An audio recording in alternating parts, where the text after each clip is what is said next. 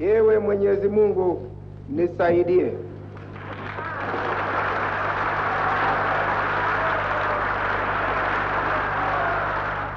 Harambee!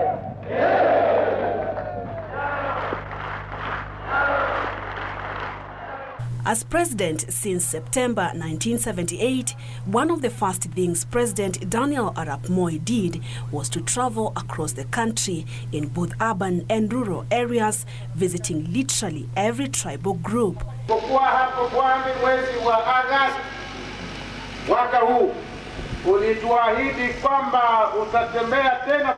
Kenyans soon gave him the name Nyayo, a Swahili word for footsteps, as he often said he was following in the footsteps of his predecessor and Kenya's founding president, Jomo Kenyatta.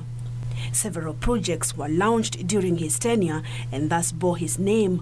2 na senti 45. Tutaendelea kujenga nchi. Kesho nitaenda kufungua maonyesho huko Nyeri ya kilimo. In 1979, just a year after ascending to power, Moi introduced the free school milk concept, known by many as Maziwa ya Nyayo, that was enjoyed by all who attended primary school until 1996, when the project was halted, apparently due to lack of funding.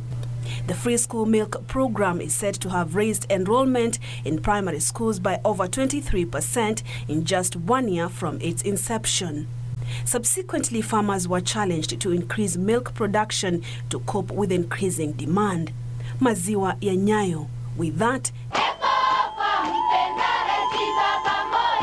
the former teacher's love for education saw his government introduce the 844 system of education in January 1985 that placed a high premium on practical and vocational training. This also set the stage for a major expansion of university education in the country, among them Moi University, that was established in Joro in 1984. Currently, there are about 9 secondary girls' schools named after him.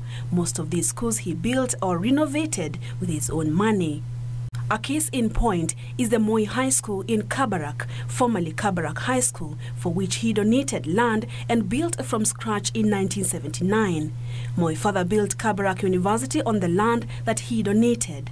The current devolution had its precursor in the Moi era through the 1986 sessional paper number 1 titled District Focus for Rural Development. This sessional paper aimed at equitably developing the country through devolution of resources. The then 41 districts were to be autonomous and decide which development projects would be carried out in their regions. The development committees that were chaired by the district commissioners realized various projects in the rural areas besides the constructions of the administrative headquarters. The Nyayo wards were the beacon in President Moi's health program that focused on expansion of hospitals. Most district hospitals witnessed the enormous construction of Nyayo wards despite challenges in health financing and expenditure. Anatia sei 10,000 tuma 10,000 na yake kishuruma 10,000. To address this challenge, Moi called for Harambees to help construct the Nyayo wards. The National Hospital Insurance Fund (NHIF) also underwent several reforms to offer mandatory health insurance to employees in the formal sector. It was also during Moi's tenure that AIDS scourge was declared a national disaster in November 1999. This saw the establishment of the National AIDS Control Council and tasked with leading the coordination of a multi-sectoral AIDS control program in all sectors. During the Moi presidency, the emphasis in agriculture switched from export promotion to food self-sufficiency. A tea development corporation was established through a legal gazette notice number 265 of 1986 under his name, Nyayo Tea Zones Development. The corporation, which is in existence up to date, aims to promote forest conservation by providing buffer zones of tea and assorted tree species to check against human encroachment into forest land.